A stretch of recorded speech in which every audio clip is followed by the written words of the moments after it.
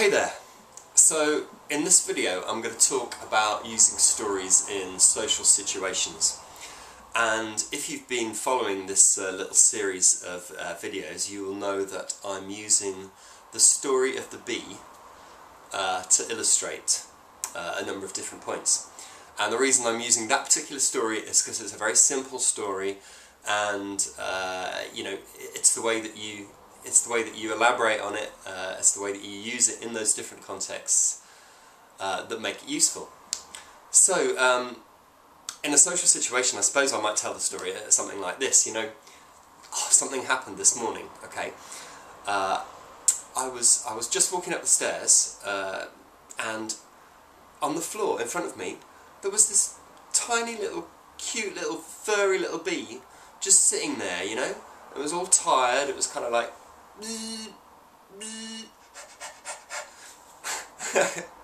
And I thought, you can't stay there. If you stay there, then you're going to get squashed. So I thought, what can I do to help the bee? And what I did is I got a piece of cardboard and I dipped it in some honey and a bit of water, and then I picked up the bee and I put it on the window sill, just outside the window, so that it could fly away when it needed to.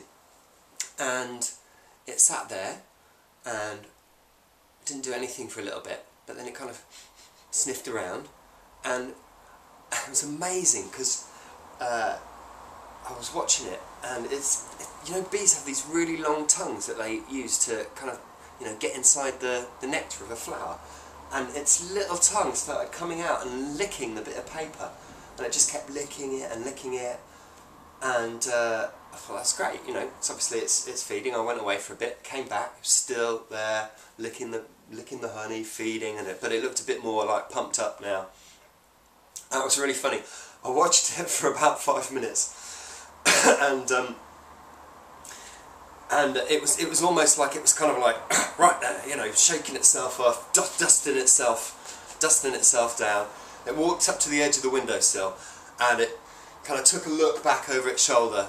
You know, I'm sure it winked, and then it just launched itself off into the sky, went sailing up into the air, straight for the wall of the house opposite, almost smacked into it, and then just at the last minute veered away and went off into the sky, just disappeared, didn't see it anymore.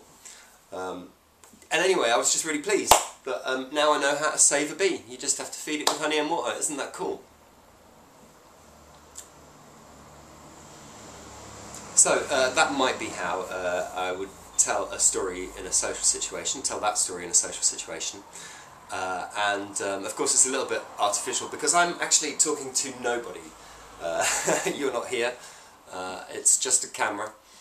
And when you're actually in a social situation, then you've got people to play off. Not only have you got people to play off, but you've also, so you're getting that feedback of, you know, whether people are enjoying the story or not.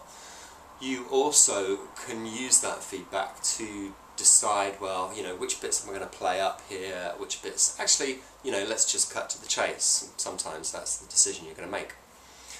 When you use a story in a social situation like this, what it's basically doing is acting as a vehicle, as a container for you to express your personality and convey that to people. So you can kind of act up more of the you know, different elements of the story. You know, identify with the bee there, give him a little character. In that particular story, you know, there's the whole. What I want to do is at the beginning, I'm looking to elicit that nurturing response that people. That's why I say it's a furry little bee, because I want to elicit that response people have with small, cute animals, basically. And then when the bee actually leaves, there's a moment of comedy there, you know, because you think, hey, the bee is, you know, it's all cool now, but actually, you know, it might slap straight back into that wall. And acting out those different parts of the story are going to get, you know, usually they will get a laughter response in the right environment. Now, the really clever thing, the really sneaky thing about a story like this is the story's about the bee, right? That's what I'm talking about. It's all about the bee. But what the story does is it demonstrates certain values. And this is where it becomes really important, because if I just came out, you know, in a social situation and went, "Hi, my name's Robin. I'm kind and I like to help weak creatures, creatures that are weaker than myself. Yes, that's right. I take time out of my day to help people along their way." If you went out and said things like that to people, then you know you're going to get a mixed response from that kind of thing. But if you just tell a story, and the story is about a bee, that story implies that I'll take out time out of my day to look after little creatures. It implies that I've got a little kindness there to do that, and that things like that matter to me. And all of those values are demonstrated by the story without me having to say anything explicitly about them. So this is where stories become really powerful, is in the way that they convey things to other people without you having to explicitly say them. There's a whole kind of class of different sets of stories that are useful to understand, particularly in kind of sales and persuasion situations. And I might go into those more in depth later. Let's see. The final series in this little set of stories about the bee, next week I'm going to be talking about lessons and morals, and how we use stories to convey those kind of ideas. And then I'm also going to have a few videos for you that are basically just answering some of the questions that have been coming in. Now, if you do have a question for me, do leave a comment on the blog below, and I will respond to those. It's always great to hear from you.